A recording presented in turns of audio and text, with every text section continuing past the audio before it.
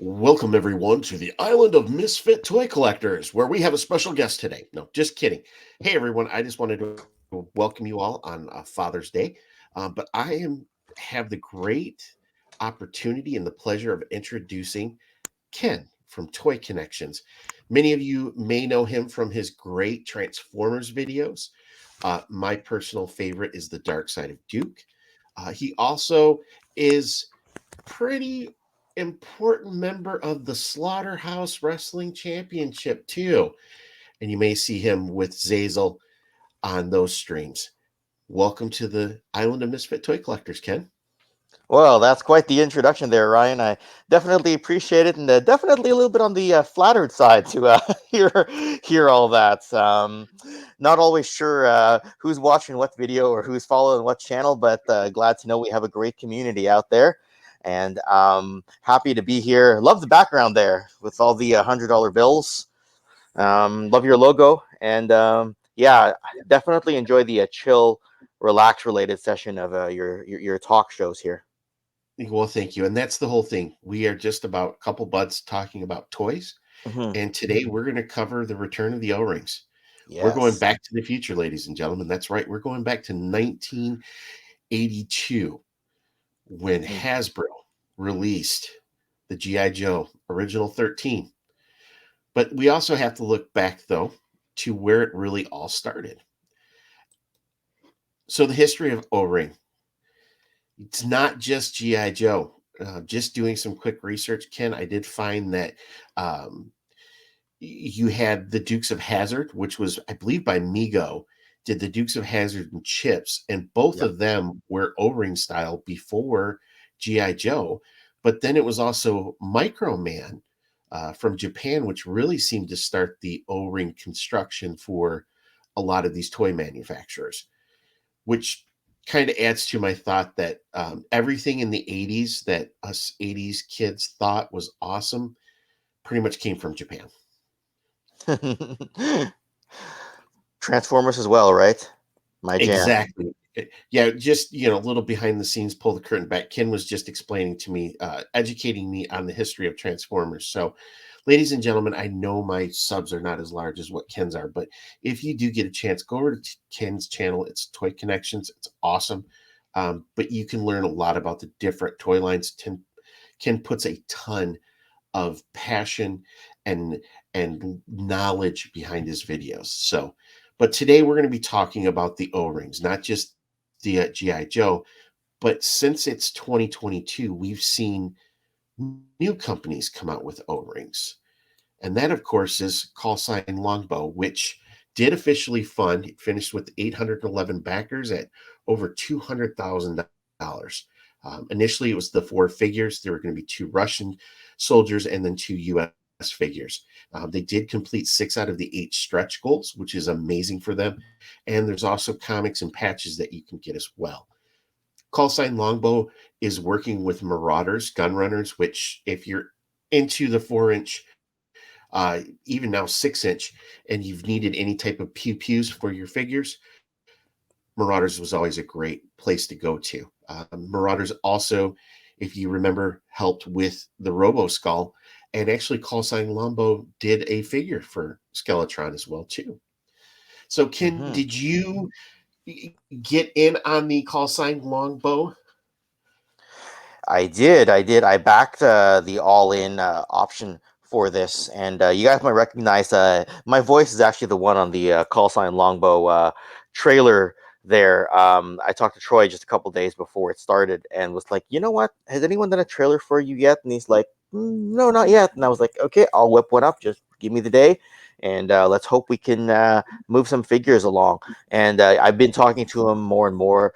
You can definitely see his and John's passion. Ryan, I know that you probably saw our episode there where we had the two of them on Welcome to the Slaughterhouse, and Yes. these guys definitely have a lot of creativity. They're much into realistic weapons.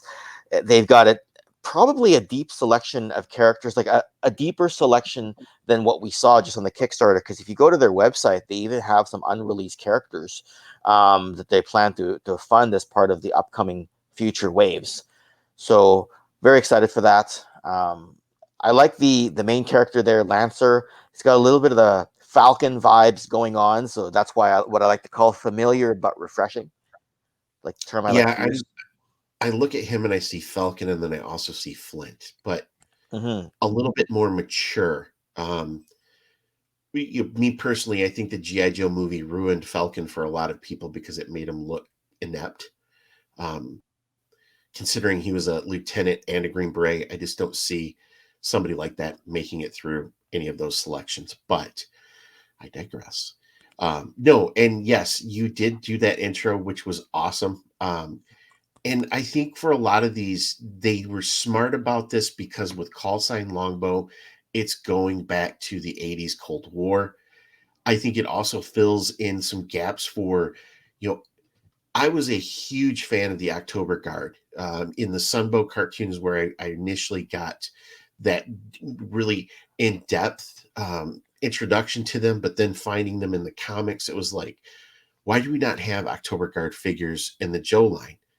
I think that this kind of offers that opportunity to really do more of a world build as you would with this toy line. Big time. For me personally, by the time I did get any October Guard figures, it was Big Bear in the 1990s. So like your classic Joes in the Sunbow cartoon. None of the characters were made, and they jumped on giving us Big Bear and Red Star way too late in the original line. Like I think it was 1990 already when Red Star came out, and eventually Hasbro in the 2000s and a little bit in the late 90s, they did eventually give us O-ring October Guard back when nobody cared and nobody Right. wanted them. But one of the things that I did mention to John and Troy is that even if people wanted to just put in their own headcanon, the Gru Spetsnaz and Volk Reznikov there kind of fit into the October Guard theme, just in people's own personal storylines. If you did have an October Guard's uh, selection on your shelf, you could throw these guys in and they would fit right in. That's the beauty of these. Yeah, and both of them look amazing. I like the fact that they're look, with any type of Kickstarter or toy manufacturing, you're going to reuse molds and parts, and it's how you redeco them that makes them look different. Hmm. But when you're talking military, especially, the uniforms are going to look the same.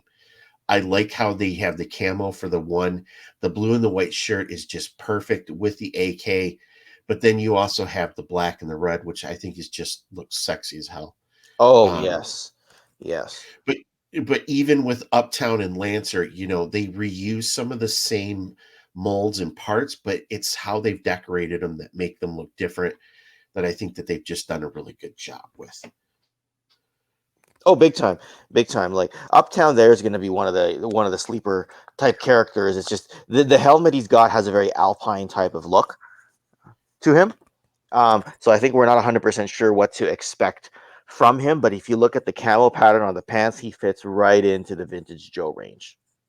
Yeah, it's almost like I want to say it's like an updated stalker type.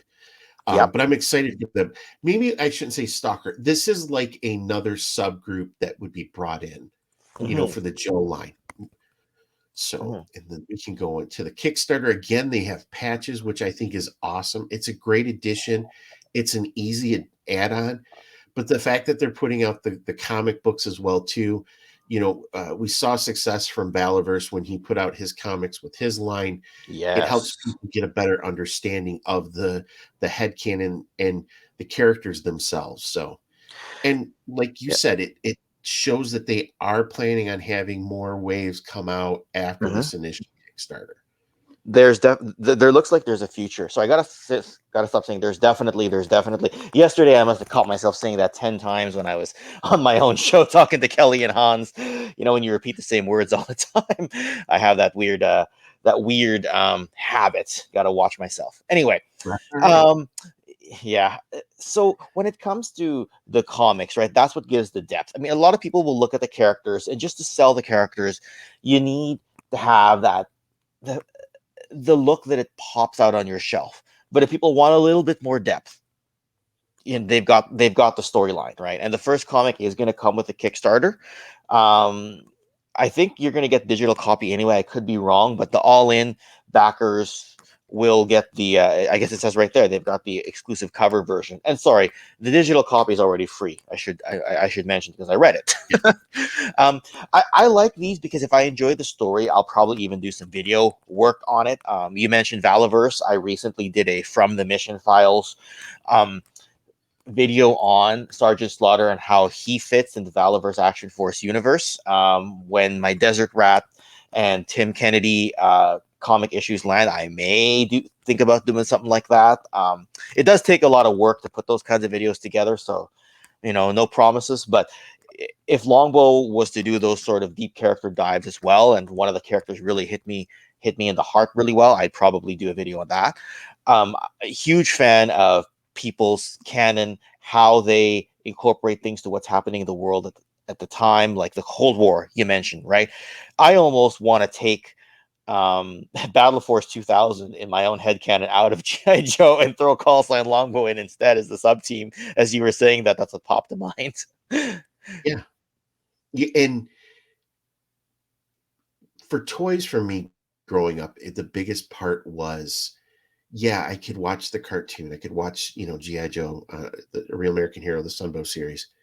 You could read the comic books, but the best adventures I had, is as stupid as this sounds, is, behind the couch in this cave with all my Joes, and they may have included, other toy lines because, as a kid, you don't care, right? And it's creating the world, it's creating your adventures, the battles, these crazy storylines in your head. Toys make you creative. And I think a lot of us forget that even now as adults, where it's putting our figures on the shelves, it's posing them, it's I'm guilty of that. I'm guilty of keeping my classified in boxes. They're toys, as my son will say. Play with them, Dad. um with Ooh. this longbow, they're challenging us to play with these toys again and remember what the Cold War was and how we can, play that cannon out in their head. And I think it's just awesome. I have so many memories behind the couch playing with my mobile command center, which I got when I was 7 years old.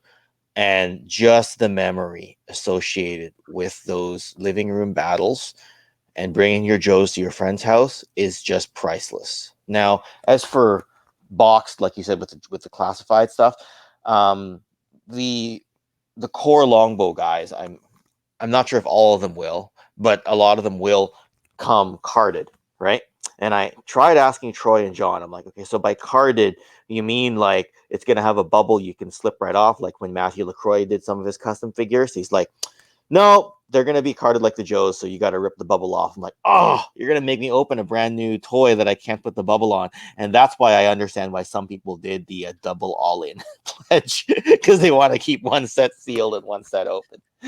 Well, and that's what type of collector I am for the Joe line, is one to keep in box, one to open. But I think it's smart. Even Skeletron said this when, when Ben was like, no, we're not going to have these slip. We want you to play with these toys. Mm-hmm. Like, play with them. Don't just look at them, play with them. Remember what it's like to be a kid. I've probably said this 1,000 times, but one of the best memories I have as an adult is, it had snowed. My son had a snow day, and I'd collected the 4-inch, modern Joe figures, but I had a number of classic GI Joe vehicles where those 4-inch figures would fit. One of them was the Ice Wolf, I think, the Cobra. Yep, I know Uh, which one. yeah, so I had a couple of those. I had a vintage and I had a modern, Yep. right? And I had a couple other, like a Snowcat and different things like that. And he's just like looking at me and he's like, "Can I take those outside and play with them?" And I'm like, "Oh, no, those are my." And then I'm like, "You know what, Ryan? Those are toys. Let him go outside and play." And I got to go out and sit and watch him do what I did with those same toys. And he played for like an hour and a half, and it's cold. And I'm like, "Bud, you got to come in." And, he's just playing on this snow pile. And Mm. I'm like, God, that's what it was all about as a kid.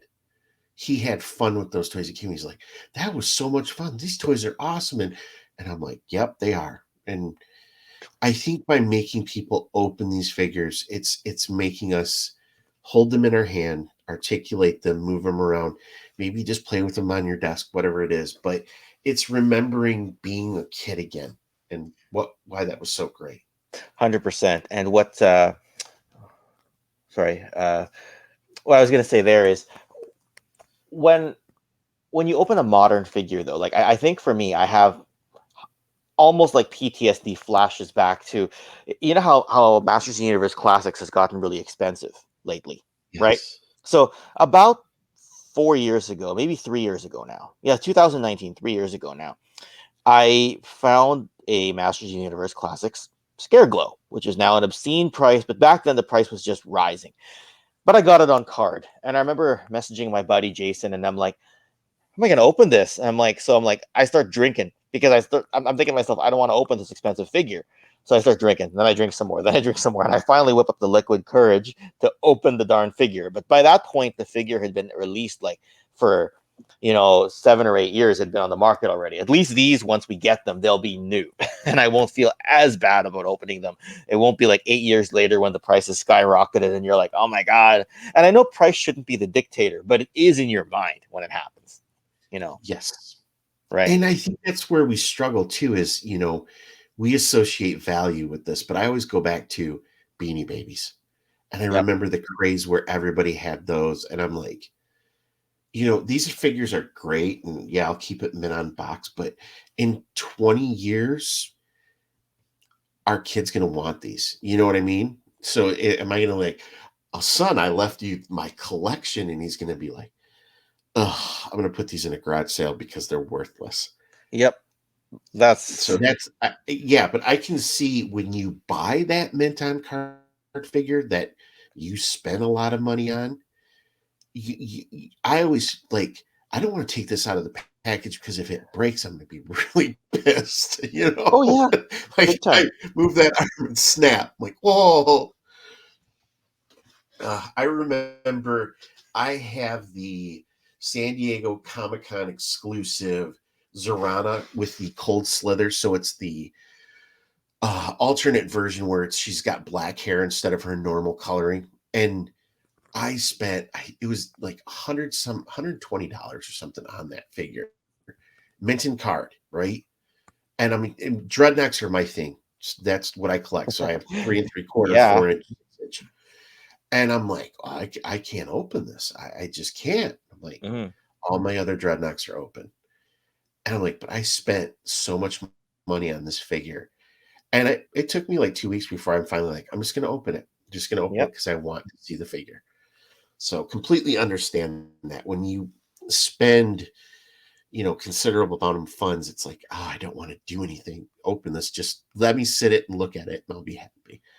Yep. So, There we but go. Feel my pain. moving on because we'll talk about that forever. Yeah. But these are some of the figures that Longbow unlocked. Again, we have the Marauder Trooper, which is an awesome updated desert camo 3 3/4 inch figure. One thing I have to say with the call sign Longbow and even some of the other O-ring stuff that we're going to be talking about later, the job that these guys have done with the head sculpts for these figures is amazing. The Joe line back in the day, I mean, if the guy had, red hair, he had red eyes. If he had, blonde hair, he would sometimes have blonde eyes. They would use that same color when they were putting that deco on. Looking at these figures, you can tell that Troy and Company, they put a lot of time into making these figures look good. Hmm. The deco. Yep. And I'm Yeah. sorry, but the tracksuit dude, I still think is the best figure of them all. And I know it's so goofy, but damn, that's a sweet figure. It's got the most basic design out of all of them, but it fills the most much needed gap. And Ken, do are they planning on doing something like with Big Bad Toy Store or Dork Side, or is it? Will these figures be available if folks didn't get in on the Kickstarter? Well, they never. Well, the backer kit's coming. That part's so people can always get on it there. Um, They haven't told me if they're going to be on like Big Bad Toy Store or anything to that effect. I can imagine that they would be though, because Strike Force Alpha, who we might talk about a bit later on, they ended up on Big Bad Toy Store. You probably saw. Yep. Yeah, so I don't see why they wouldn't.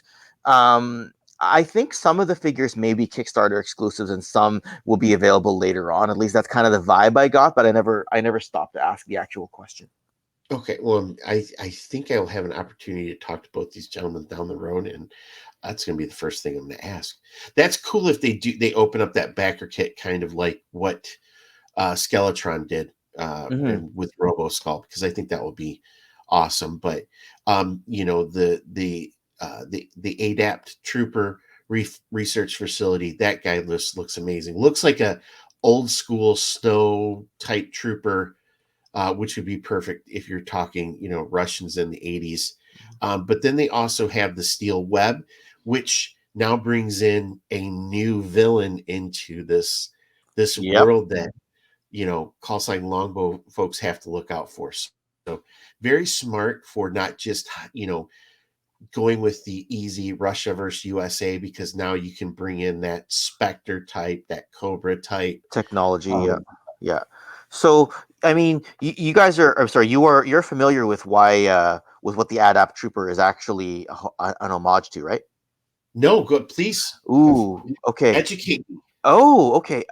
So the reason why a lot of people went crazy over the Adapt Trooper, and I'm surprised I didn't actually chat with you about this on our chat group. Um, you remember the video I did, and Analog Toys did an even more detailed one with Chris from the Full Force podcast about the Special Weapons Force, the Action Force Special Weapons Force that was supposed to come out in '85. I remember that. Yes. Yes, and Chris and Tony actually have some clips from Bob Regan in their video.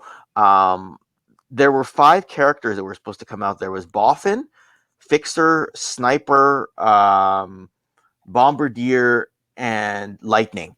Um, this figure in the middle at the top row is the deco of Fixer from that Action Force Special Weapons Force. And if you look at the bottom logo there, that logo in the yellow and the red is very similar to the Special Weapons Force logo they were supposed to use. This has something like a bird head on it. That part's been added. But if you Google Action Force Special Weapons Force, you will see an orange, gray, and white camo for the character Fixer. So, Nice. I did not know that. Wow. yep. That's So, awesome.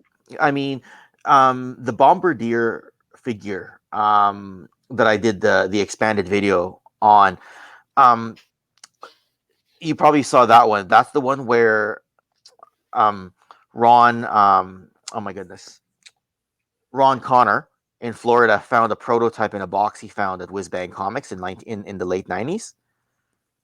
And then overseas, David Tree found that same figure and the rest of the figures at the museum, at the V&A Museum. I So, remember seeing Dave Tree do, yes, it was either a post in his tank or something.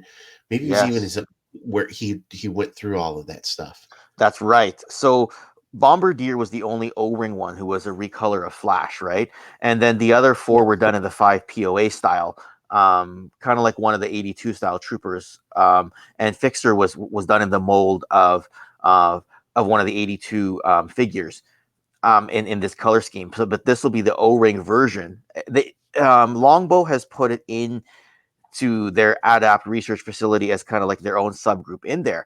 But the Special Weapons Force was very much a research group that developed special weapons. So they've kind of played on the theme and the color deco and made it into an O-ring rather than a 5 POA, if all that makes sense.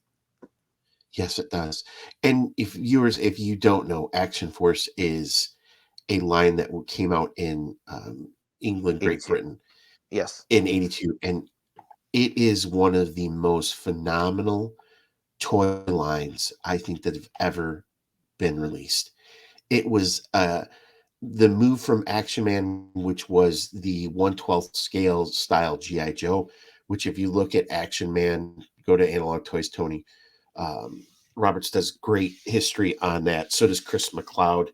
If you listen to some of his old Full Force podcasts, but when they put these down into that 3 3/4 size, they had licensed Hasbro's some of their vehicles, Mhm. um, and the Action Force vehicles, even the ones they didn't license from Hasbro, Robo Skull, their Space Force, their um, their Sea Force. I can't think of their name, but The Q Force, Q Force. best vehicles that were out there. I think if they could have gotten into the US market, they would have it would have changed the game completely for GI Joe because the vehicles that they were putting out, the figures, even 5 POA, they all made sense. You had the Red Shadows, which were the villains. You had your all of your sub teams, which also included an SAS. It was so well put together by Palatoy, and unfortunately, I believe the owner of Palatoy or somebody had passed away, and then they were purchased by Hasbro, and then that's when GI Joe was then inserted into the Action Force line and changed it. But Bob Breakin created some of the most amazing toys in that era. And for hardcore GI Joe Action Force fans, he gets the recognition. But I think as a whole in the toy industry, he doesn't get the recognition he deserves. That's correct. Like Bob's, staple design there, the Robo Skull. If that had hit the U.S. market, oh my goodness, right? I'm not sure what his involvement was in the Triad Fighter for the Space Force, but that's another vehicle that would have been a hit in the U.S. market that I can honestly say. And just between you, me, and the viewers and anyone who's listening, so not really a secret. I prefer the name Action Force to GI Joe. When I tell people I play with GI Joe, it feels cheesy. I don't know why. I just don't like the name GI Joe, but I like the name Action Force. You know. Well, and I think the name GI Joe didn't age well. It's an old term from World War II, Hmm. um, and that's where it really came from. But if you didn't have family like my grandfather was in the 82nd Airborne, or no, sorry, 101st Airborne during Hmm. World War II, Battle of the Bulge, and he knew that GI Joe term when I was a kid, and I'd get it for Christmas, and he was like, "Well, tell me more about this stuff," and then that's when one of the best Christmas ever. Um, he saw that I had these toys, and I was like, "Well, what are they?" And my grandpa he was old school, right? So he's kind of gruff, but awesome guy. And so I tell him about it, and then he's like, "Oh, well, your dad and your uncles, they had guys like this too, and like they did." And that was the first time that I'd ever saw the 1/6 scale GI Joe figures, and Hmm. he had kept them, and I'm like, "These are amazing. What They are these?" are. He's like, "That's GI Joe." Like, Yes. what?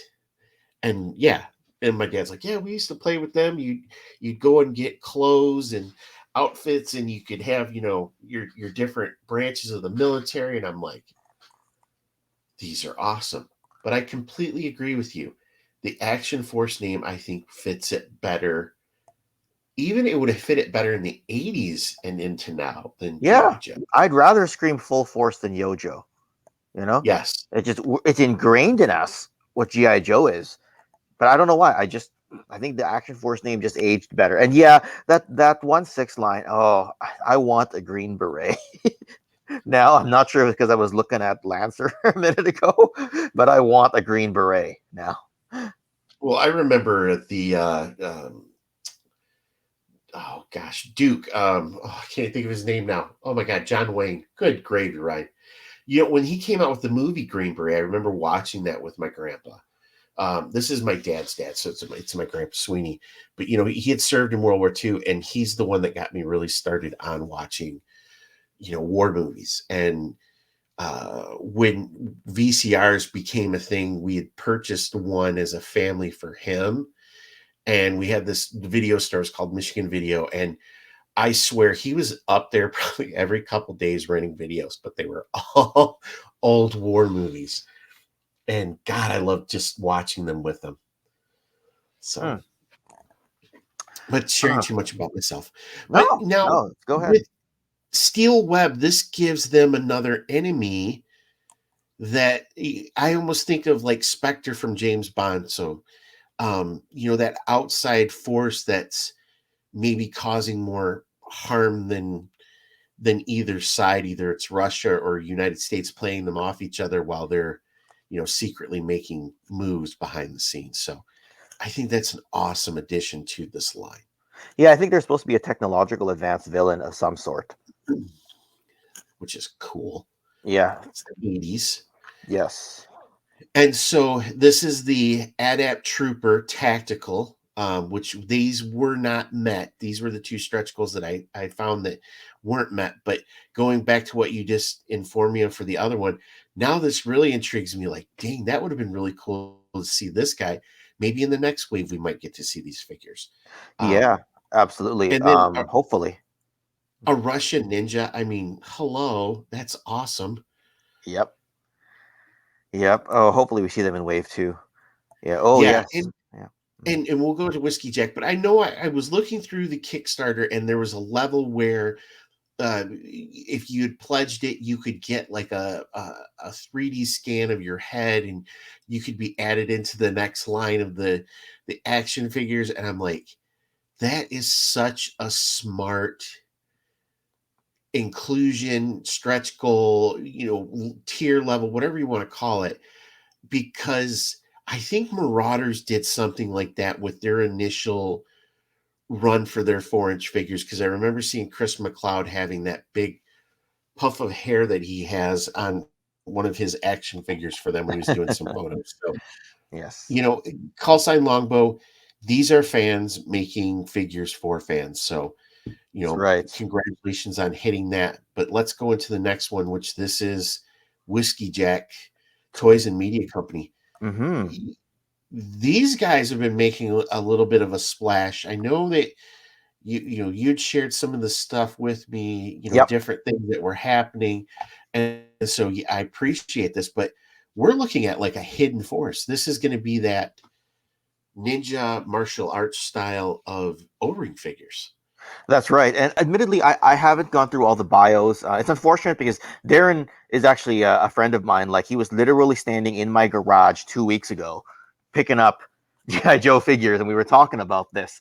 And I meant to ask him a little bit more about what was going on, but we were busy catching up on other things.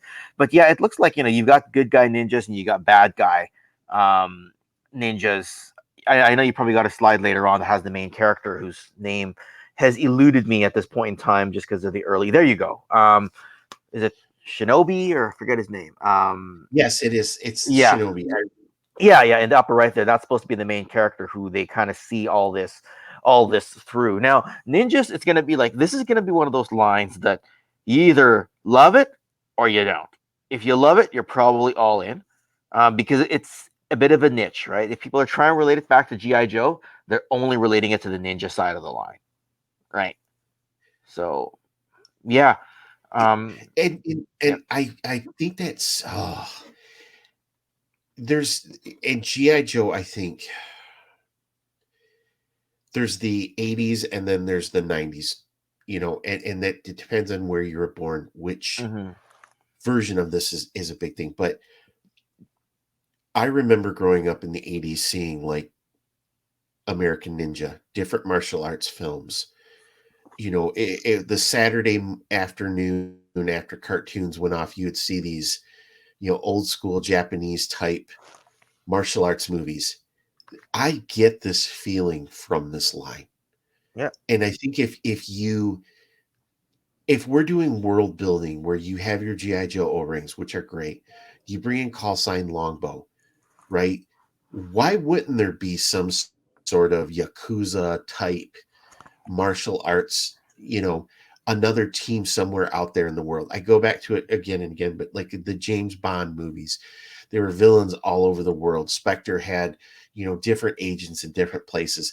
I think this hidden force, yes, it's going to be niche, like you're saying, but I think it could fill a void that we may not know we needed in the Hmm. O-ring line, but also just kind of give you another sub team or another villain for you to fight with your Joes. Hmm. Well, and the cards look awesome. if you look at the bottom of some of the file cards that they've got there, you've got Warriors of the Hidden Force and you've got Masters of the Hidden Force. So I'm not sure how that's going to work exactly, but I do know that this Obaki or Obake main character, he's considered a Master of the Hidden Force. So I'm not entirely sure how that is. Like if there's like a Sensei, like Splinter and Shredder type of tier within those Masters that is kind of overlooking the warriors, right? And like Shinobi is the um kind of like the main character, but he's young, he's still learning, and he's got to go against some of the masters, like some of the evil guys. I'm not really sure. I really should have asked Darren more about this. And some of the file cards even show secrets of the hidden force with some more mysterious looking type of characters. So I got to work it through. Like I'm not super duper deep into ninjas myself, but they've got a ton of file cards here for each of the characters. So I probably got to do some studying and some brushing up just out of interest's sake. And ladies and gentlemen, you can find this on Facebook. Just look up Whiskey Jack Toys.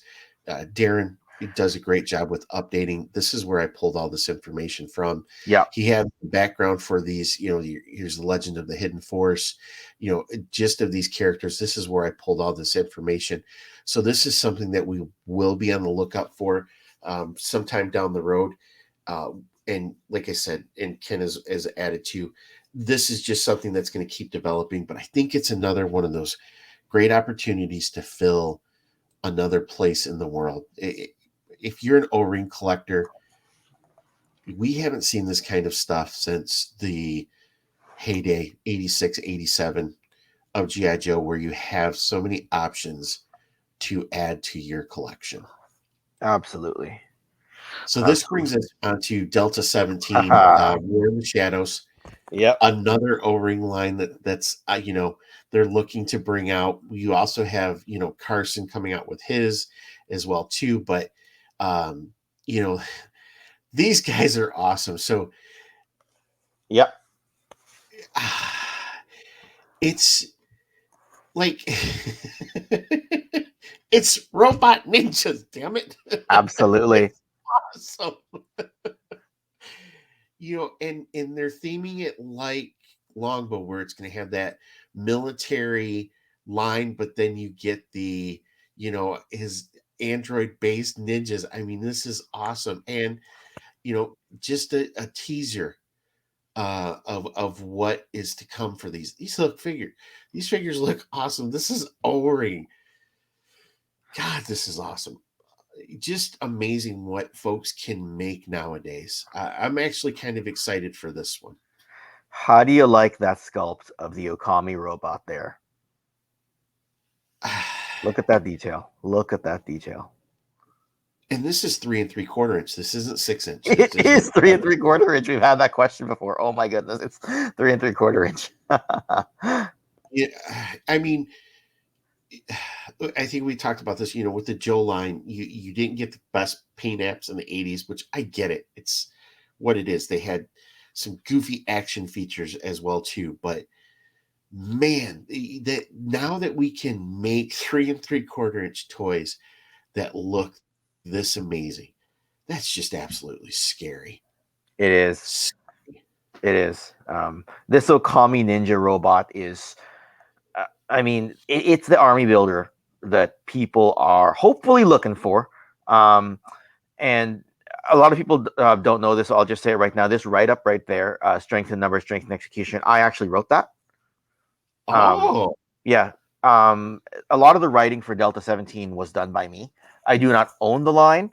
I am not a shareholder of the line, nothing, but I have been involved in the creative front for it. That's why I let you talk for a few minutes there before jumping in, because I wanted to see what the candid reaction was and see if we were able to convey some of this there. But the text was kind of done by me. I passed it over to Steve, and then he's like, yep, you can have Adam put it up on Serpentor's Lair, have Eric put it up on Surveillance Port, and have Serge put it up on Forgotten Figures. So we're kind of getting the trifecta approach of promotion through some of the websites and some social media right now. So it's absolutely awesome. This is like, if we're going to tie it to GI Joe, this is like what you wish your Battle Android Trooper looked like. Just going to yep, say it. that's what I think what Steve was going for. Yeah, so their leader in the first photo there, if you go back to the first photo, the guy in the middle is not an android. The guys around him, those are meant to be the Okami robots. And some people have already said, how come the guy in the back jumping? How does he reload if he's got the gun attachment there? And I'm like, well, I don't know, but it looked cool in the photo. Right? I didn't do the art, not that creative. But the guy in the middle, the samurai themed leader, that's Shadow Dragon. His name is Shadow Dragon in the middle there. So he's a human, and his army will be the Okami ninja robots that are behind him there. This is just so amazing. It's so, I don't want to say, but it's like so 80s perfect villain. You know, Mm-hmm. you don't have soldiers. I have robots that will come and kill you. And you Yep, know pretty what? much. If you're worrying about how a toy reloads its gun, get real. I mean, get real. Watch any Hollywood movie where you have a revolver that holds 6 or 8 bullets, but yet they fire off 23 shots. I mean, come on, suspend your disbelief. It's a cool robot with a gun on its hand. Come on. Yeah. Yeah, I know. Steve took a bit of flack for that. They're like, oh, that looks unrealistic. And I'm like, yeah, but I'm the guy who played Halo, jumped into the Warthog, jumped into the turret, and that thing never actually ran out of bullets. And they actually made a spoof on that on the red versus blue thing. And they're like, oh, we'll just wait for this thing to run out of bullets. They cut to the next scene, it's still firing. So, I mean, I'm not saying that's what this is going to be. Steve is more realistic than that, but he's thought it through. He's thought it through on the design end. Look, I get folks for saying to being nitpicky, like, oh, that doesn't look like that gun. I have that. Then you know what? If you don't like it, get out and make it. Get out and I put love yourself your I out there. love your attitude towards this, Ryan. You, You're you know, more get out there and do this. yep. You put your ass out on the line with your designs, and you push this, and then you tell me how hard it is, Mhm. because all of these folks, when they're putting this is their blood, sweat, and tears. They're putting their ideas out for us to give feedback, not Yep. criticism.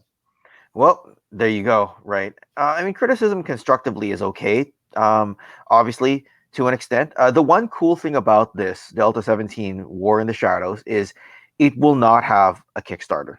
Um, a lot of it is already pre-funded, and um, if if there is a Kickstarter, then it would be done to like fund something extra, not to do the base funding. If that makes sense. Yes, and it just for folks, just so you can understand, there are retailers out there. If you know Fresh Monkey, Yep. Fresh Monkey they Fiction. Yep. did Eagle Force.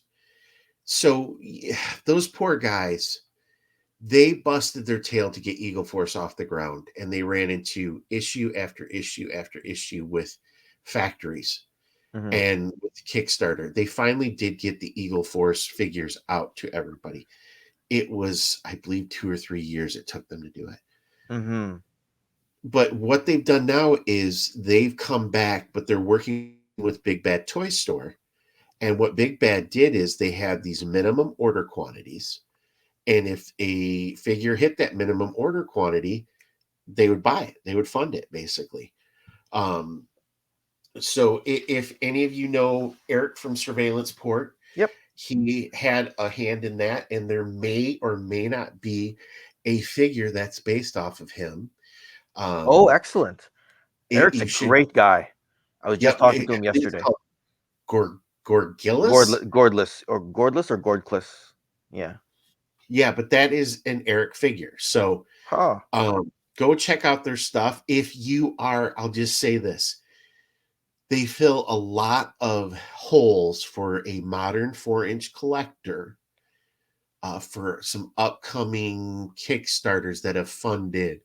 If you may be looking for more troops to fill out for your Ooh. displays, Okay. there may also be a famous truck driver who fought uh, a Chinese ninja wizard master back in the 80s. And he may have been played by Kurt Russell.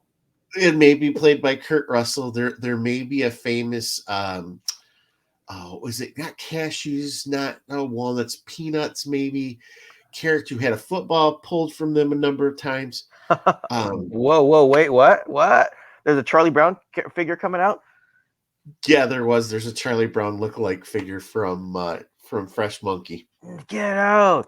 Like the only thing I seem to like more than Transformers, GI Joe, and wrestling is Peanuts and Snoopy. So Yeah, I don't tell everyone that because those don't necessarily make for great videos, but I know hey, what I want. Halloween is not Halloween without the Great Pumpkin, and Christmas is not Christmas without Charlie Brown. So, but yeah, that's great news for Delta 17 that they have a retail backer that's going to help get these products out. And I think if you have this awesome robot ninja, I mean, this is just an easy fit for sliding into any collection that you may have out there. Oh yeah, for sure. I'm not sure that we're gonna have a ready-made retail backer. More so that some funds have been saved up to at least do some of the initial tooling. There's no Kickstarter planned now, but whether we will need a Kickstarter to fund something a little extra, like if development goes and you need some extra characters that were not part of the funding, we may look at that potentially. But it won't be an initial Kickstarter to get money from ground zero. Let's put it that way. And I think now that we've seen some success with Kickstarters for some of these companies and we're seeing product finally, hitting, um, I think this is helping to make people feel more comfortable backing these Well, yeah, because we have seen some Kickstarters go awry before, right. unfortunately, in the past, and thankfully, some of those fences have been mended between the other fans who are making product. Right. So, and I think the other thing that a lot of these folks have done is they've gotten out into the community. They've reached out to channels such as yourself and others, and introduced themselves. If you don't know, like Troy, if you're in the Joe, you know who he is, right? So, but you may not know him if you're just coming back into the to O-rings, or you're just kind of new to collecting. Having these guys and gals come out and talk to the communities to get to know them, I think helps them build their brands more effectively. 100%. All right. And now for the big one, I think, I like to say that, Hasbro is a fast follower. And so when they see opportunities for different things, they may take more of an advantage for that. But what we've seen is the relaunch of the O-ring. They're calling it for the 40th anniversary.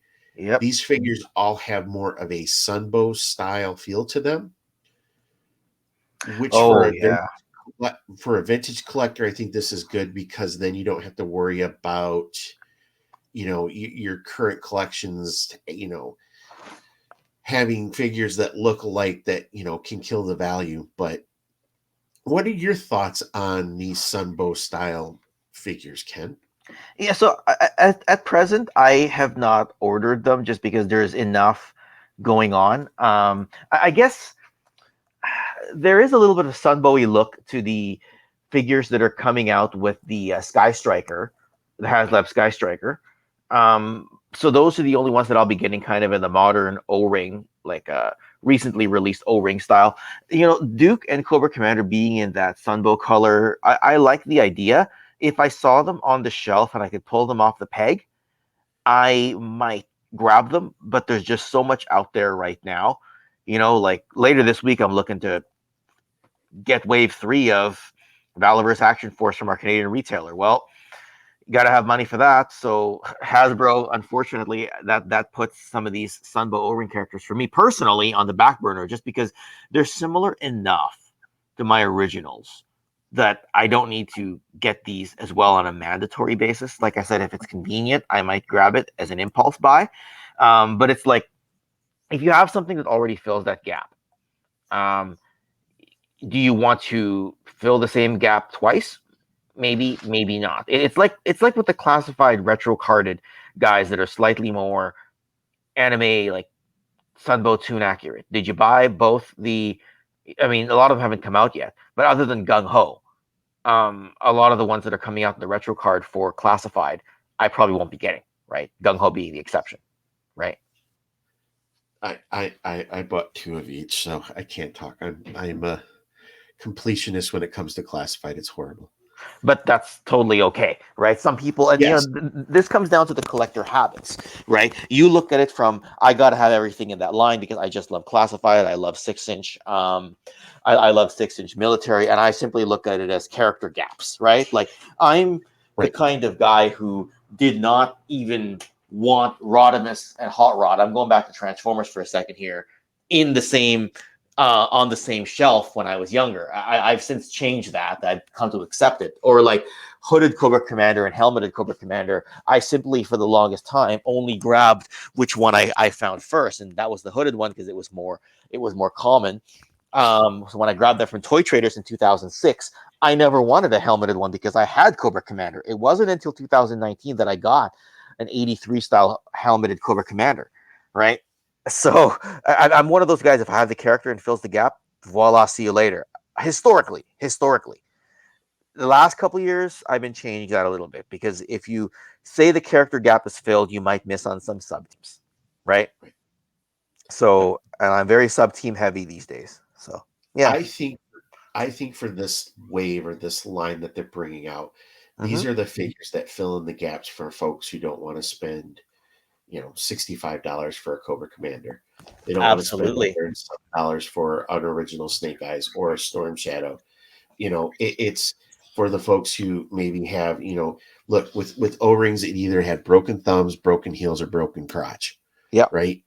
So I think this fills in a gap. You can pick up an officer and a Cobra Trooper. So I think that it's nice that it's doing this. Do I think this is going to be the beginning for an O-ring renaissance for Hasbro? I don't think so. Mm-hmm. I think the fact that they are only selling these on Pulse means that retailers didn't want these. Mm-hmm. I think without proof, but Walmart carried that 4-inch line for Joe's. They called them retro, right? Yes. And when you're Walmart and you're seeing that Target is carrying Cobra Island and then they're getting Tiger Force, I wonder if Walmart said to Hasbro, we don't want these 4-inch figures anymore because they're just clogging up the pegs. They're not moving because people are buying these 6-inch figures. We want a, retro carded 6-inch line, something that's unique to our stores to drive, traffic in. So I think when Hasbro probably tried to take these O-rings out to retail, that there wasn't support from them. So I think Pulse was the only avenue that they could move these. And because it's in lower quantity, they're in 2 packs, which means the cost is going to be what, $20 a figure. Mm-hmm. So I know that Pulse had a sale, was it last week or the week before? It was like you spend X amount of dollars, you got 40% off. I know there was a lot of folks who picked up some of these figures because of that. But I think if I want to buy a Snake Eyes and a Storm Shadow that can fill in for my broken ones or my yellow Storm Shadow, I think it's a great opportunity. But I completely understand why people are like, yep, I've already got these, don't need them anymore. Well, that's the thing, right? Like when I got my Storm Shadow, I got him in BotCon back in 2010, and I think I spent like 40 or 45 American, which is a fraction of what he's worth now. And I bought Snake Eyes relatively early from Toy Traders back in 2006 or 2007, that era. So when I look at my Snake Eyes and Storm Shadow, it's hard for me to look at them and look at them as $100 figures because for Right. the longest time they spent a decade on my shelf before they hit that price. So you're right. Maybe I should take those figures, put them in those nice acrylic cases that Ian Sanderson from Ian's Display Accessories makes, Yep. and get these for the shelf. I'm wondering now because if those fall off, oh my goodness! Now you got me thinking maybe I should grab some of these because of the value. I don't want to be playing with my old ones. Right. But I think too,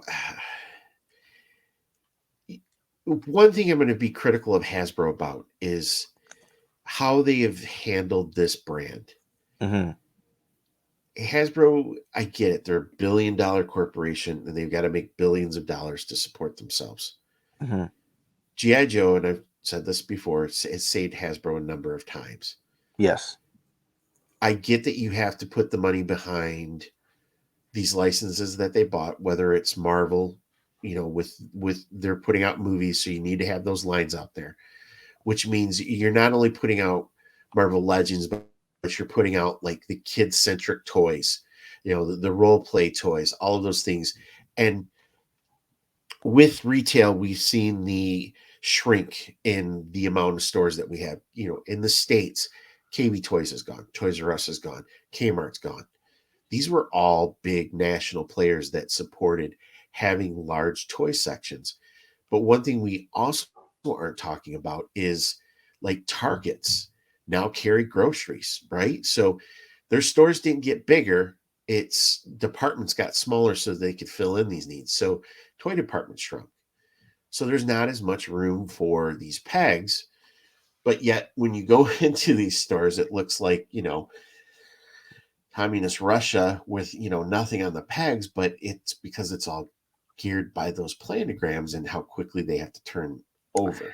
There you go, right? And the planogram space right now is clearly geared towards, from what I can see with Hasbro, three things: Star Wars, Marvel, and Transformers. From what I can tell, Right? that's through walking to Toys R Us here and Walmart here. I don't know if it's the same down where you are with Target and Walmart.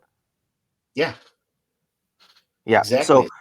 and I think what it is, Hasbro is wise to invest in GI Joe, and not just because it saved them in 1964 and allowed them to compete with Kenner in 1982, but as far as we know, yes, they have the Marvel license. As far as we know, yes, they have the Star Wars license. Now, in a good number of years, could that license go to Mattel? Could McFarlane scale up and take that license?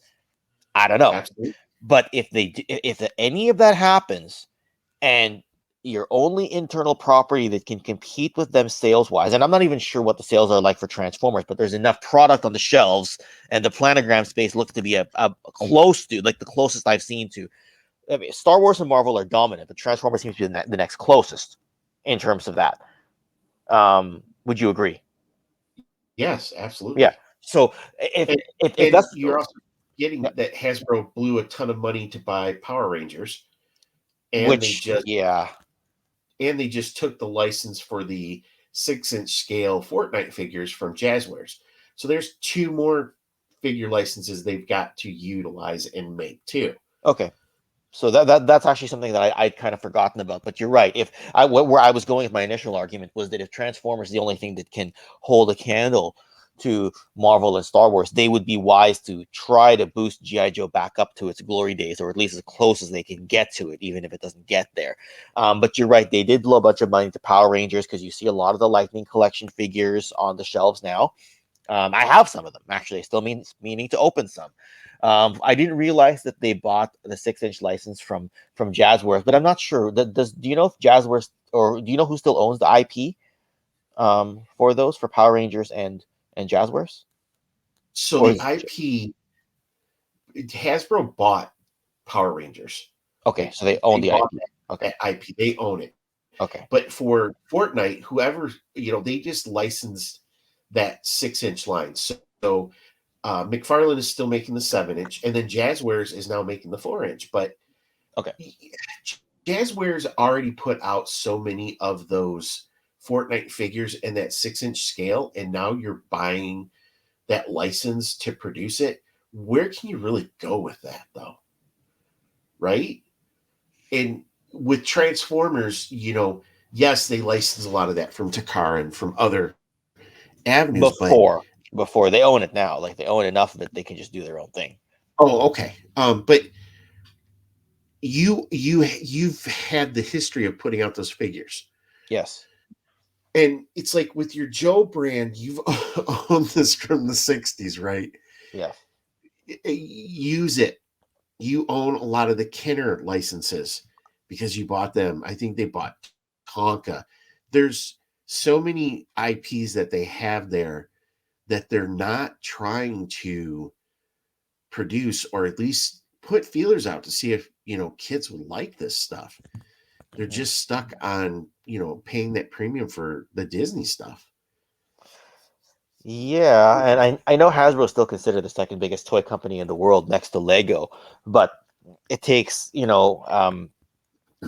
if there's a fallout or a mishandling of one of the licenses and Disney goes bye bye, because if Disney I imagine they have separate contracts for Star Wars and Marvel, but if they piss off Disney and Disney takes away both, that's a house of cards for Hasbro potentially, at least from what I can tell. Well, the Mattel went through this when they lost. I know this is going to sound silly, but the Monster Jam license, Oh, yeah.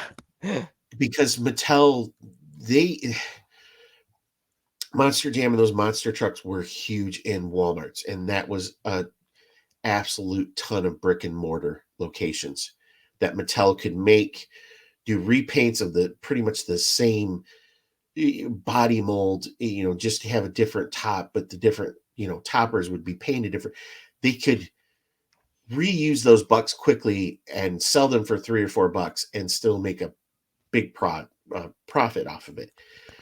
When they lost that line, they weren't prepared to lose that. And if you look, and I'm going to talk about wrestling figures. So sorry, folks, but you know, talking to my son, he's like, why do they always have a John Cena or a Rey Mysterio in every wave of Mattel figures? Why don't they have this person or that person? I'm like, because if you're a buyer, you know who John Cena is, you know who Rey Mysterio is. Yes. So when Mattel goes to them to sell that line, the pack out's probably going to have two Cenas, two, Rey Mysterios, or two, the Rocks or Stone Cold Steve Austins, Roman because Reigns. Roman Reigns. There you go. Roman Reigns, yes, Roman now especially, they know who those folks are, and those are the figures that are going to sell, right?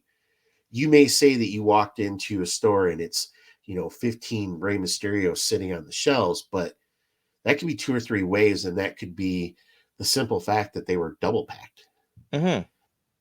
So with where am I going with this, right? That's a big, it's understanding, like with what you're saying. If you lose Marvel, or heaven forbid Marvel puts out another Eternals, or you have Yeah. something happen where Another it's just bomb. a bomb. Yeah, and that was a big huge figure line, and those figures were packing the shelves, Mm-hmm. right? And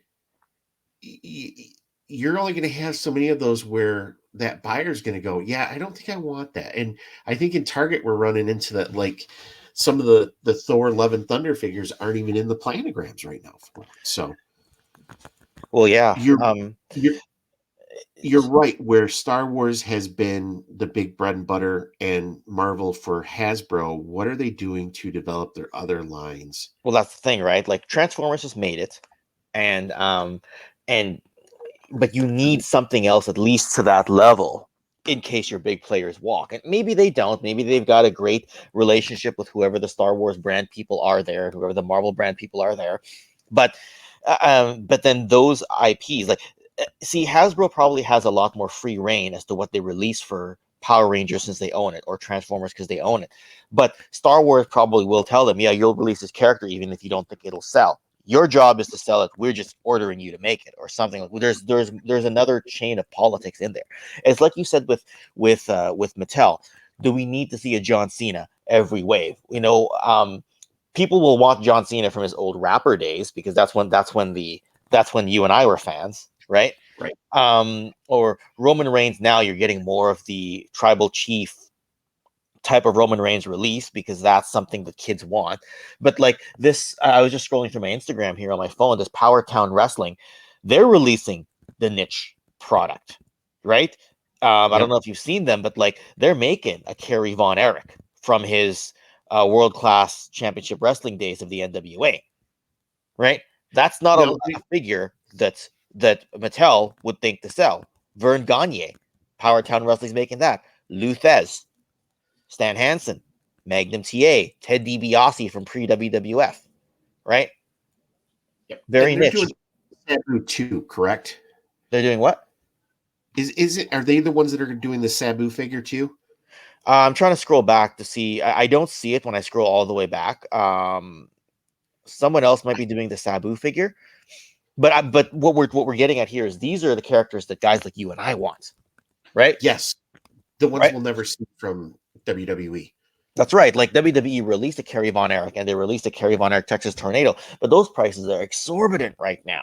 right? Yep. Because you're trying to get them on the secondary market because planograms account for guys like we talked about Cena, Hogan, depending on how his Legends deal works, right? But even Hogan, we're not seeing enough Hogans, right? It's Macho Man. I mean, it's the names, and I think too, if you look at the last few waves of what, oh, we're going to nerd out for wrestling. let's The last nerd few out. waves of what WWE is putting out, they're going, or what Mattel's putting out, they're really looking back at, the Attitude Era, that 90s era, Yep. because right now WWE sucks. You can say that again. And you think about it, if this is what you have to worry about if you're Hasbro, where if your main line, this partner you have, is struggling creatively to put out good shows or create new characters, you're holding on to this license and you're just trying to put out, the same figure you put out 15 times, like a Princess Leia or, whoever, you're going to really start to lose momentum on that brand. And I think until Obi-Wan really came out, the Star Wars team was just getting obliterated with every live stream they did, because it was like, oh, here's this repaint of a stormtrooper, here's a repaint of Boba Fett, here's a repaint of this, because they didn't have anything. Well, everybody was happy. Everybody was happy with at least the Mandalorian side of things. And but of course, the Mandalorian was a bit of a surge, and it surges every time that a series comes out. But you're right, with Obi-Wan, people are going to want the Grand Inquisitor. They're going to want that middle-aged version of Obi-Wan. They're going to want the third sister, etc., right? As for wrestling, and nerd out all you want on wrestling. If you're going to nerd out on wrestling, you're nerding out with the right guy. Um, because I mean, like, why are we seeing? I don't know about you, but here at Toys R Us, I'm seeing. And sorry, I'm in Canada, people. So if you're wondering why I'm mentioning Toys R Us, it's because we do have the chains up here, but we're not that spoiled because we don't have a Target up here. So here at Toys R Us, we're seeing more of the Legends waves. It used to be really hard to find, right? But now you Yep. are seeing the D-Generation X figures coming out in the Legends waves, because how many more times are you going to release Seth Rollins? Phenomenal wrestler. Like, I just love the way he puts on an in-ring match. But the storylines aren't doing it. Do you really want to release Kevin Owens, Seth Rollins, all these characters, Carmella, again, and again, right? When what the fans want are not these characters, right? They want the Attitude Era guys. They want the Ruthless Aggression guys. They want the Golden Era guys, right? Right. So, Because it's still popular, because it's not, it makes me want to turn off the channel because Seth Rollins is going to talk for 25 minutes about nothing. Sorry. well, that's just it. And I mean, and we might go on a bit of a segue here. That's no fault of, like, if you guys are fans of these characters, that's not really the fault of the actual wrestler themselves, because you look at a guy like John Moxley. If he was still in WWE as Dean Ambrose, I'm pretty sure we're talking about him the same way we're talking about Seth Rollins here, right? Right. It comes down to the use of the character. Like, if AEW signed Seth Rollins tomorrow, I'd be ecstatic because I think they could use him properly, right? And I Same think they goes with would everyone I allow, said. Same with Carmella. Same with anyone. and Kevin they would Owens. let Yeah. him call himself Tyler Black again, because that's what people knew him from, Ring of Honor. Well, I yeah. think I think you hit it right on the head. So, you can have bad creative, right? And that can kill you wanting a figure, a toy Yes. of something. And Yes. Hasbro has been one of the things they haven't learned from Kenner. Was what killed Kenner? It was not having anything after Star Wars. And you're Yeah. riding high, and then Star Yeah. Wars is done. What do you do? I'm curious about that though, because, and you probably know where I'm going with this, is that Kenner Superpowers was a thing, and Yes, Mask was a thing. Now, Mask didn't catch fire to the same extent that Star Wars did. For guys like you and me who nerd out over this stuff, we love Mask. I don't know about you. We never talked about Mask, but I'd imagine you like Mask. I You, love yeah. Mask. You know what killed Mask though? Hmm. The scale. Okay, fair enough. I got you. Fair enough. Because Mask, I'm sorry, some of the best constructed toys imaginable. Hmm. They were be oh, they were awesome. I had almost the majority of them, Hmm. and it's an awesome concept. Hmm. It's GI Joe and Transformers together.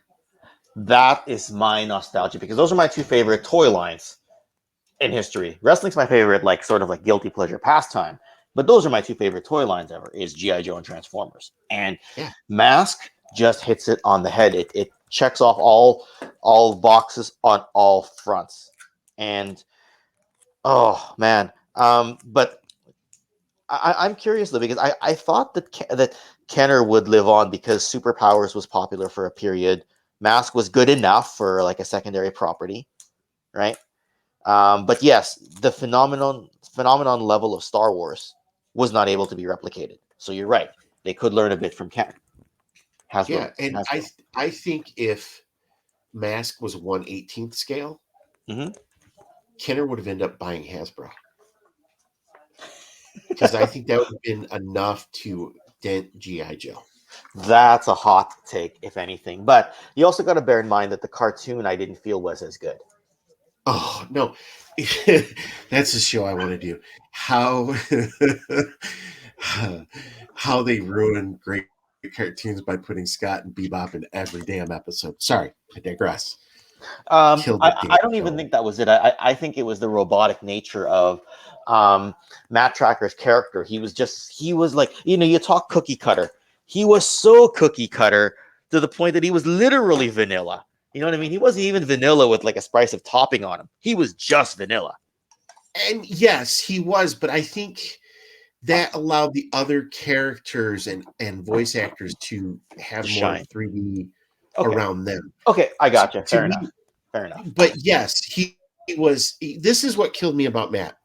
Mhm. You know, Scott, and he gives, Bebop, and he can listen in and find out where they're at. But this kid put himself in danger every single day, and Matt Tracker did not just, pardon my French, but beat that kid's ass or ground him forever.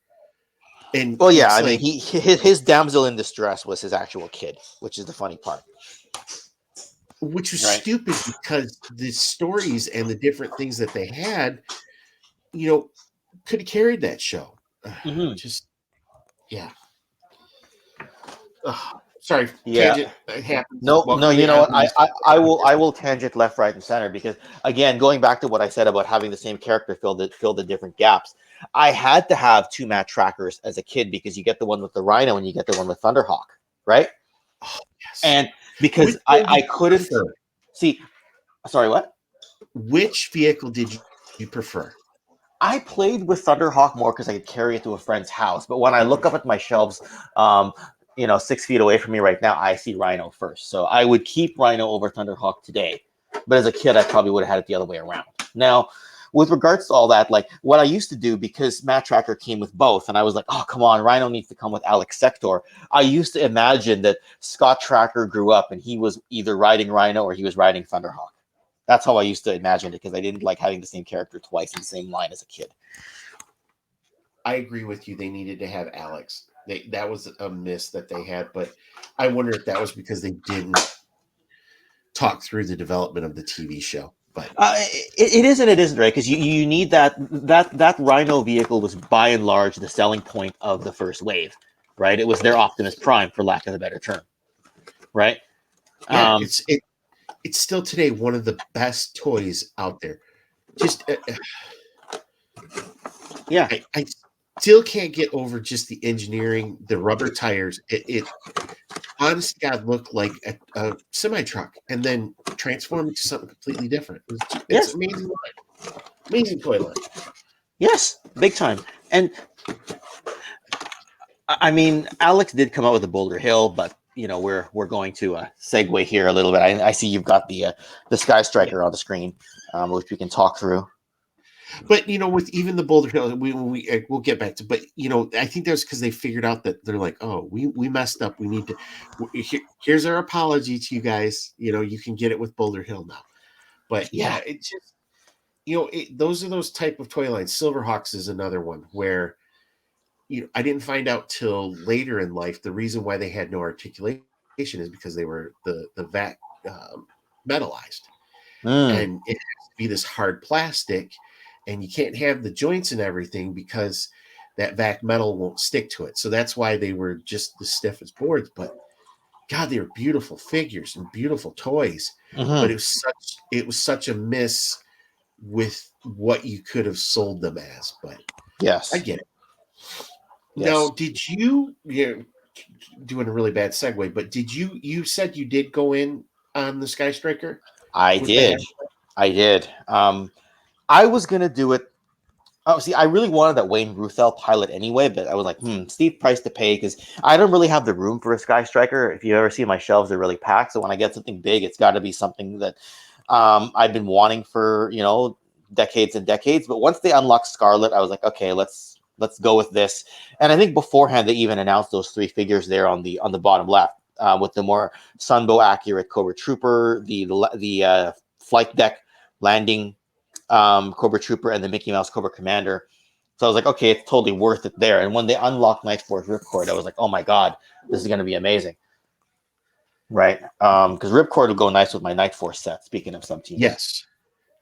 I think it's just going to be cool for folks to open up a Sky Striker again. That was my first GI Joe vehicle, was a Sky well, Striker. it will give me an excuse to pull out my flag and assemble it in the living room again, so that I can Yes. land the Sky Striker on there. And in a perfect world, I'd love to have both the Sky Striker and the Robo Skull sitting on the deck of the flag and do a video on that. Ooh, 2023 can't come soon enough. Tell me about it.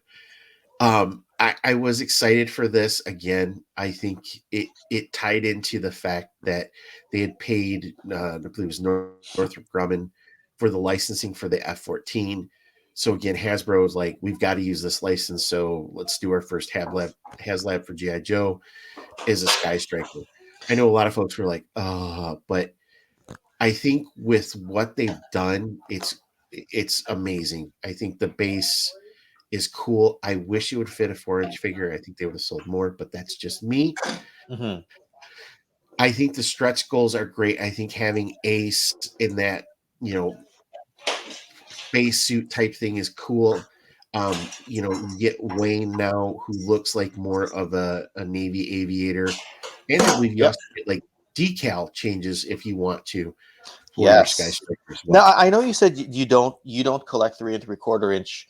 If I heard you correctly now, but do you collect the vintage 3 and 3/4 inch O ring? You I do, right? have Dreadnoks. Mm, So I okay. kept all my Dreadnoks. So did you back the Sky Striker then I or no? no, I had, and it came down to where am I going to put it? Mm-hmm. Right, that's where I want. You don't know how bad I wanted this toy Mm-hmm. because again, the first GI Joes that I'd received, it was the Vamp with Clutch. Mm-hmm. But my first ones were the hang gliders. I got the Oh yeah. Joe hang glider and the Cobra hang glider. But for my birthday, or was it for Christmas? It might have been Christmas. I got the Sky Striker, and I've always been a plane dude I from see. the 80s. I see. In in my hometown, we used to have a air show, and we would get the Blue Angels, all of that stuff. But the best year I ever that was ever at the air show, and we lived close enough to the airport where I could see the planes. We lived in a middle class lifestyle, but there were limitations to what we could afford. I don't want to say we're poor, but like Yeah. going to an air show was something we wouldn't be able to do. You know what? I know what it's like too because I am somebody who, when I was very, very, very young, came from a wealthy family. Because um, my mom's side of the family owned a perfume factory. So when I was like 3 or 4 years old, I had toys to my heart's desire, and my brother had like a Lego city in an extra room of the house we lived in when we lived overseas. My mom, being a girl in an old school family, not carrying the family name, did not get as much of the fortune. We came here to Canada. We became more of a middle class family, and my toys got less over the years to the point that Yeah. I eventually started buying my own. So I understand what you mean when you say middle class family, or like both sides of it. But when I experienced the growth of having a lot of toys till my heart's desire, I was 3, 4, 5 years old, and it slowly ramped down over the years. Yeah. And that's partly why I'm such a hoarder of, well, I shouldn't say hoarder, but such a how do I put it, an eclectic collector these days, is because I got a taste of what it was like to just buy whatever I wanted, and then it got taken away from me just as I was old enough to properly enjoy it, if that makes sense. You know what I mean? Because Yeah. when you're 3 and your aunts and uncles are buying you anything, and your mom's making a good salary and your dad's making a good salary, because they both were, and then all of a sudden, like, at 3, 4 years old, you don't really know what you want, right? You hit 6, 7, 8, you're like, okay, I want this character and I want this, and by that point, you don't have as much money. At least that's how I lived. Real No, inside baseball to the life of Ken. you're right. You're like, now I know what I really want. Now I can't have it. It's like, and I was lucky. I went to parochial school, so that's where money went. I'm I not see. saying it's just there were things where you wouldn't be able to do, but because I live close enough to the airport, I could watch them, and I got to see an F-14 fly Yes. in real life. And I'm sorry, but to me, it's the greatest military aircraft ever. Just and then when Top Gun came out, and you're just like, oh, game over. But this was the one that I'm like, I'm gonna pull the trigger on this because I just want to open the Sky Striker one more time, just like it was when I was a kid. Put it together, having the parachutes, having all this stuff, and I'm just like, I don't have the room, and I had to make that grown-up decision. Do I want Roboskull more, or do I want a Sky Striker? I've had the Sky Striker. I've had the vintage Sky Striker when I was growing up. I've had the modern. I had at one time, I think 6 or 7 modern Sky Strikers. I had the Jetfire Comic Con edition. I had the 2-pack, which came with Gary Goggles head, sightline Ah, figure. yes. I had, the Sith, which was the Crimson Guard version, and then I had, the regular 30th anniversary release with, I went to Toy Hacks and I bought, Iceman and Maverick Oh, yeah. Yeah. stickers. So I've had them, but I'm like, I never had Roboskull, so that became more important. I Hmm. am so happy though that folks can get a updated Sky Striker with all these parts. I think the fact that it has the tail hook built in is just such a great addition. Hmm. Well, You have the yeah. separating mechanism for the wings and the landing gear, which it was cool as a kid to put those both out, but I think for now it's awesome because then you can sweep the wings back, put it on your aircraft carrier, but the landing gear is still down. That's a win. Well, yeah, and The here's weapons. here's where the value. And sorry, you said a lot of things there that I want to unpack and segue a couple Go of ahead. things to. But you know what? That's why I love this show, because we can segue till our heart's desires. If you listen to Toy Connections online, I have an agenda to keep, and it gets it very rigid. So I think I'm liking these open formats a lot more. Maybe I will just do a show on Toy Connections called Dreadnought Ryan Open Mic and just walk away.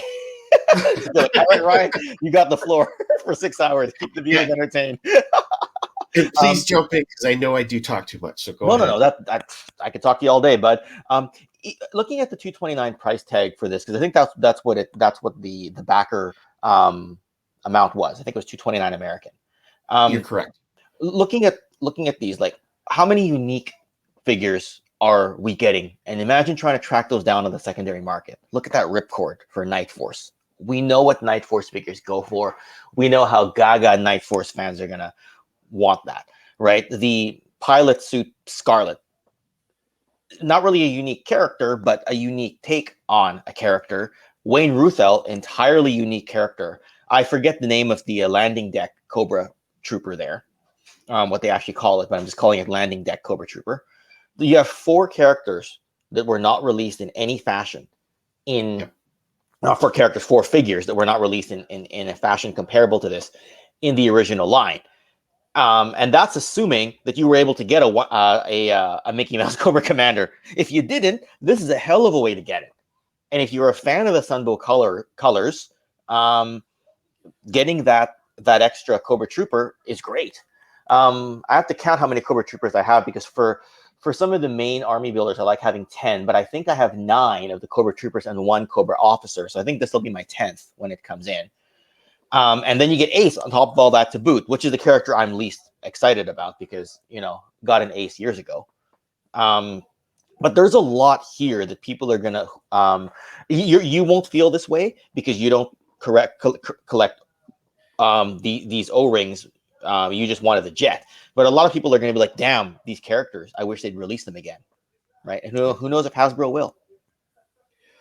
You know what's funny is when they released Classified, Hasbro came out and said, oh, by the way, we're going to go and do retro G.I. Joe.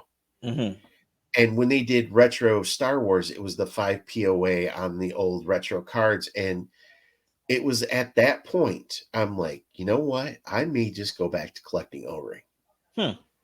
And they announced Storm Shadow and Snake Eyes were the first ones. Those are 2 figures I never had as a kid, the originals. I have the version 2 Storm Shadow and I think version 3 Snake Eyes. But when they released them as being the modern version, I was done. I'm like, no, I'm done with modern version. I have them. Yeah. And that's when I started selling off all my collection. I started buying Classified. Makes sense. If they would come out with O-rings when they said this, I would be totally O-ring again. So speaking of O-ring, and this will be a more natural segue because I'm looking at my Sightline. I think it was one of the Joe Con or Joe Fest exclusive Sightline Gary goggles. You mentioned him and being part of the Skeletron line and everything. Did you know Gary? I've known Gary through the forums and through his tank. Okay. Gary is the type of guy who, and I've heard other folks say the same thing, he bridged the gap between all of the Joe collectors, like the 1/12 scale, the 1/6 scale, the 1/18, the 3 3/4. Like Gary was the best of us in the Joe community because he eliminated a lot of the bitchiness and the drama. Okay. Because Gary would share everything he had. You could ask Gary the stupidest question about G.I. Joe. And, I'll give you examples so that people can understand. So you'll see somebody post on Facebook, hey, I got this figure in a lot and it came with this weapon. Does anybody know what it is? And you'll see the response, oh, go to 3D Joe's or this and look it up for yourself. Mm-hmm. You could go to Gary and say, hey, I picked this up. And he would be like, yes, it's this. And he would tell you about it. Right. I see. So you knew him through social media, and talked to him through the message boards and everything back in the day, I guess is what I'm hearing from you. Yeah. And you know what? You're right. I never knew him. It's because, like I said, I had Darren Howlett standing in my garage 2 weeks ago, and he was good friends with Gary. And it was through Red Laser that initial Sightline figure got funded. Right. The O-ring one. And I guess what it is nowadays, yes, you see people say, oh my God, I can't believe you don't know this, or look it up, stupid, or something like that. I know some people are just short on time. Like if somebody asked me directly and I had 49 messages I hadn't answered, I'd say, hey, sorry, I can't get back to you, but you might want to look at the 1985 section of Yo Joe or 1985 section of 3D Joe's. I would never think to answer someone publicly and say, you're stupid for not knowing. I didn't know Gary, but it sounds to me like he was the guy that would give you his shirt off his back kind of guy, even if he didn't know you. Yeah, and he would share so much knowledge too. I mean, we lost a good one there. The reason I'm thinking about this is because I'm looking at my Sightline O-ring figure, and the ones that are coming in with the Skeletron. It would be cool to kind of do I don't think anyone's ever done a video history on here's Sightline, but here was the person behind Sightline. Right. And that kind of video, you probably will agree, Ryan, fits with the style of video I make for my channel, but I never knew the person. Right. So if I ever made a video like that, I'd have to look to people like yourself or Darren or Ben who knew him. Be like, give me some insights so I don't make a caricature of this and I don't overstep. But I'd love to talk about the character, the O-ring character, the modern character, the 6-inch character and the person behind it. Like it'd just be kind of a cool, because I love histories, especially fan histories, right? And if you look, he's the only person from the Joe community who's had action figure made of him. Basically, Hasbro was yeah. able to do it because of Mark Webber and no, I can't think of his name. Daryl the Priest, thank you. Um, they reached out and they knew they couldn't do a likeness. They knew they couldn't, but people knew who Sightline was. And then, of course, you had the free giveaway of the Sightline figure, like, and people are like, don't put this up on eBay. But of course, you saw the folks who did. But Yeah, now yeah. Skeletron's doing it too. So yeah, absolutely. Ken, if there's one video that I would love to see that. Okay. I would Um, honestly love to see that. it just, that type of thing fits with my execution style, but I've been a little worried that some haters, I'm not saying I have a lot of haters, but some people would be like, oh, you're just doing this for clicks, you didn't even know the guy. I'm like, yeah, but it's a beautiful story that fits with my style, right? So I'd love to do it when the Skeletron figure comes out, like sometime after, like when I can get the story together. But yeah, I'd love to do it. And if you can help me fill the gaps about why he was, I mean, obviously I know why he was so important to the community, but like if I leave out a big story, leave out a big part, I don't want to be that guy that does that, because then it becomes about, you know, it's about the story. Right? I never want to miss that part. So Yeah, and there's so many people in this community, the Joe community, when I talk about that, who he touched that you won't there. I think if we did, I'm surprised it hasn't been really done. Like, that's right. just have people share why he was such a good dude. Mm-hmm. Um, and I think that's what we're missing more so now, more than ever, is that camaraderie that we had as a community. Mm-hmm. You called it the Renaissance age. When we're Yes. talking about where we're at right now, Yes. we need that Renaissance man, that person who can come in and instead of us shitting all over each other likes, just going, dude, celebrate that we have it. Like, Yes. we Yes. have O-Ring again. Thai Toys is going to make 4-inch figures. We're still getting 6-inch figures from Joe's. This is an amazing opportunity. It is. Plus, you've got all these great creators coming out with new O-Ring figures and stories and worlds. It's like, It is. let's just embrace this instead of, let's enjoy the ride. Absolutely. And I know that some of us get accused at times of being a little too everything is awesome. And but the thing is, if you are going to look at something with a critical eye, call out the positives too, right? Because some of us are more glass half empty, some of us are more glass half full, and you're just wired that way, right? Um, Yes. you know, and I'm definitely a glass half full kind of individual, right?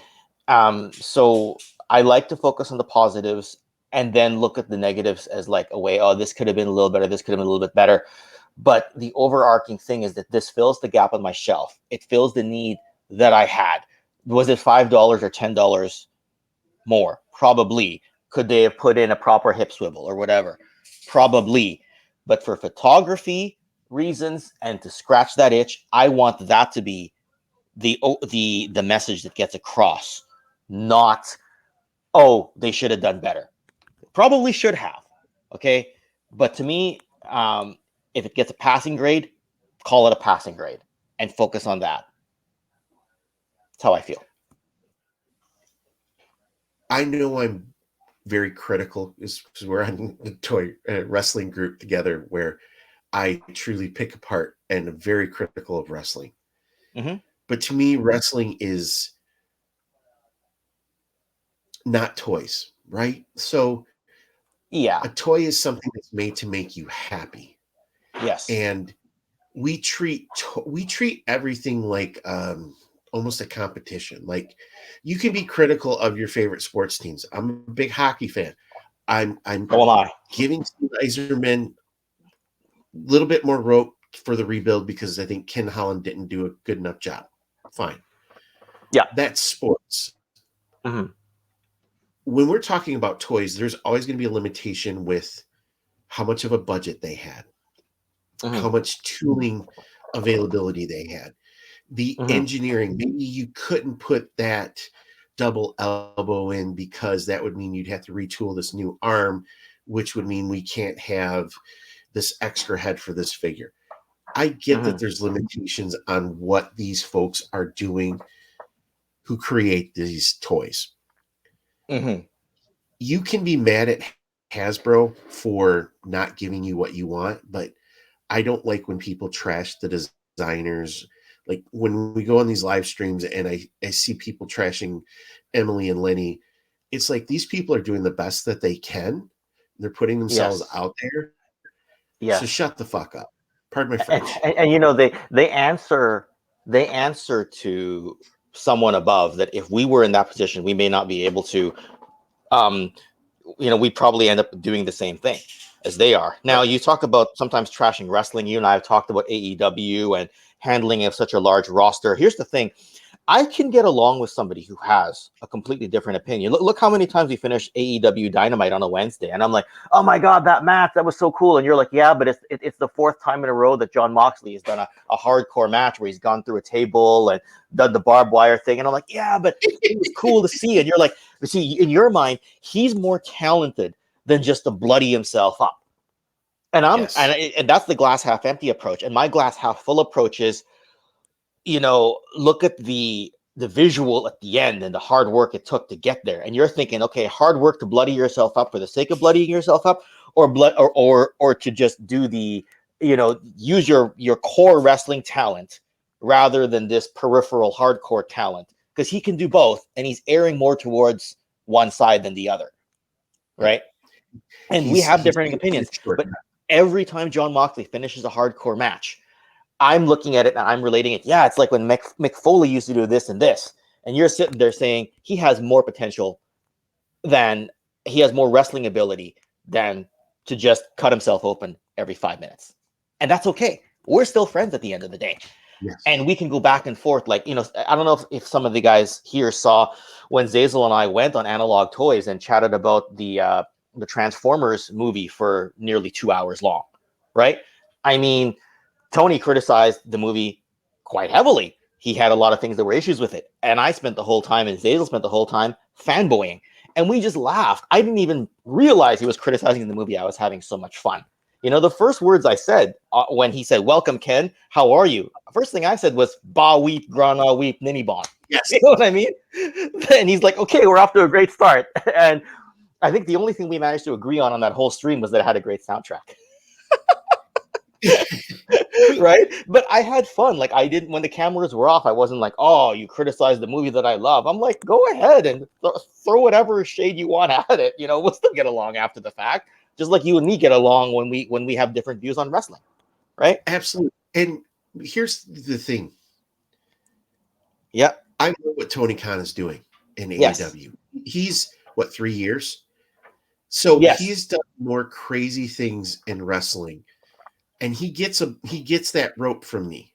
And when I talk about John Moxley, I remember, and we're going on wrestling tangent, so just apologize, folks.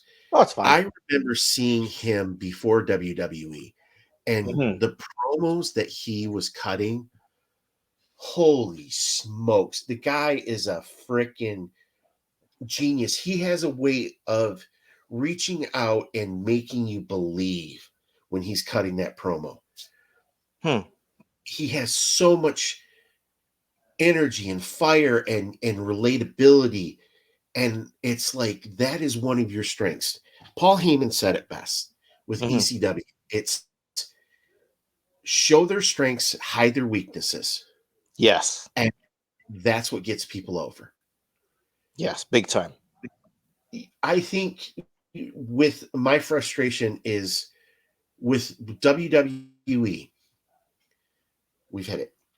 Seth Rollins, Hmm. Randy Orton, Roman Reigns. You have Brock Lesnar when you bring him in. You have Kevin Owens. You have Sami Zayn. The Miz is a person that has such a punchable face that he should be one of he's the heel. Hmm. Make it a little bit more real. Cut the 25-minute promos. Quit making these characters, and let's go back to gimmicks. You know, Well, that's just it. Like, who's memorable? Like, it took Roman Reigns how many years, before he did the whole tribal chief thing, and now there's no equivalent for him to, like, what's gonna make a character great is having someone else, like, Austin playing off of McMahon, The Rock playing off of Triple H, Hogan playing off of Macho, Andre, Piper, Orndorff, whoever. Who does Roman have to do that with? They tried Drew for a little while, but Drew's cut from a little bit of a different cloth, but right? they neutered Drew with this stupid Highlander gimmick. That's the thing, right? It's like Drew has so much potential. Like, if Drew jumped out and went to AEW, I'd be rejoicing. I'd be like, give this guy the title, you know? Look, Um, I mean, Drew McIntyre was at the top of the pinnacle in the WWE. He was the chosen one, right? And yes. then he ended up back in Scotland wrestling for, I think they're called ECW or EWC or something like that too. It was literally the story of, be careful of who you step on when you're going up the ladder because you're gonna, fall down it. Mm-hmm. That's such a great story to tell for a baby face. It You is. know, Roman Reigns has been handed it to him because of his bloodline. Drew McIntyre's had to work for it. But I don't want to see, just because he's from Scotland, he's not friggin' Braveheart. Mm-hmm. Well, I mean, I like the look of the kilt and the sword. I like it, but show me something beyond that, right? I'm looking Yes. at the figure right now. It looks good on your shelf, right? As for who's going to dethrone Roman, I really hope Cody comes back at the Rumble in a few months and takes him out at the next Mania. Unless they go with The Rock, but then that's not going to be a title change. But is Cody the right person? I don't know who else is going to be. Right, because they don't have anybody because they've not built anybody. Yeah, everything's You been know, about Roman. So anyway, sorry for the tangent, guys, but yeah, no. We're going to have to do a wrestling show. That's we just all we there is are to going to have to do a wrestling show, right? Maybe talk to our buddy Travis there about the wrestling show. But that's Yes, what I like yes. about this is these 10-15 minute tangents are acceptable here, which is what I Yes, like of about you. course they are. Yeah. Well, it's buddies talking, right? So Yes. when you're talking to your friends, you don't have a set schedule of what we're going to cover. It's buddies talking, right? Yep. So I will say this: we're going to move because this is something that I think is awesome for somebody like you, the Hmm. crossovers. Hmm. You may not like them, but I think it's cool that we're finally starting to see something like this. Hmm. Yeah, and it's going to surprise some people. I didn't order either of these. Um, Everyone always goes, "Wow, you didn't order those?" I'm like, "No, I didn't. I I don't mind having them in the same universe, but for the actual character, I keep them separate." Megatron his tank is a little bit tempting, but there's so much going on in the market right now that I want more than this. I go and I say, "I've got my his tank, I've got my Megatron, I'm good." You know what I mean? Well, and I could think too, you have probably some better versions of both of these figures. So, Maybe like a masterpiece Megatron or something, but a lot of collectors have that. but Mm-hmm. I think it's cool that Hasbro is figuring out, like we had talked earlier about, these are brands that they own. Do something with them. And that's the beauty of owning the brand themselves. And I think Transformers might be co-owned with Takara, but Hasbro has a lot of say over the Transformers brand because I think they co-own it. Even if we were talking before, just not confuse the whole Diaclone, Microman, Microchange thing. Takara owned those, but once it became Transformers, I think Hasbro has as much, if not more, say than Takara. So doing these crossovers is a no-brainer, at least for fans of both franchises. Now, I will say too, these have come from the Transformer team, not the GI Joe team. So I think for development and tooling and all of that such, that came from Transformers compared to the GI Joe team. Um, but I think that's also why you're seeing the certain selection of O-ring figures that we have for them as well. Yes, yes, and including Stalker is a good idea because that's another figure that price seems to be going up, and some people just want to fill the character gap. They don't need to have the high priced um, figure. Um, Well, and yeah, go ahead. Sorry. no, I stopped there. Full stop. And I think it goes back to like we were talking about the John Cena, the Roman Reigns. For Stalker is a known character. Yes, Bumblebee he is a is. known character. Yes, I would have loved to have seen Megatron and Cobra Commander together, but I can understand where they would have clashed. who's really in control. So Baroness and Megatron makes more I don't sense. know. I think because of the Chris Latta voice actor connection, I think that the Starscream with the Cobra Commander pilot would be kind of funny. Oh, how awesome would that be if we actually got something like that? With a box art of both of them telling each other to shut up due to the annoying voice or something like. Well, they did that San Diego Comic-Con. I think it was like the first crossover one they did with the 30th anniversary Sky Striker, where it was those the Starscream colors. It was an Mhm. F-14 instead of an F-15. I get that, but then had the Cobra Commander pilot with the Megatron gun. It was so awesome. Mhm. Yeah, So yeah. I forget exactly which one, but listening here. Okay. but this brings us to the end of the O-ring. So I think if you've got a couple more minutes, we can just shoot the breeze and then we can start wrapping up. But Yeah. um, it's such a fun conversation to talk toys with you, Ken. Just awesome. I actually look forward to just jumping online each day and just hitting you up in the chat group. And despite being in a different time zone, you're up pretty late, which is kind of nice. So I don't have to worry about he goes to bed at 11, so I have to message him no later than 8 p.m. on the West Coast, right? Yeah, I don't sleep very much, and so it's fun just to talk toys and wrestling especially. Um, I have to say that I wasn't a big fan of the Forbidden Door, but I think if we can really do something with it, bringing in the New Japan talent, getting some of those crossovers with the bigger players from AEW, I think is a no brainer. Uh, Um, yeah, I think Tony Khan is in a rock and a hard place, right? Because he has all this opportunity. There's all this other desire, right? Because Vince, with his wrestling empire, the McMahons, they don't have the motivation to do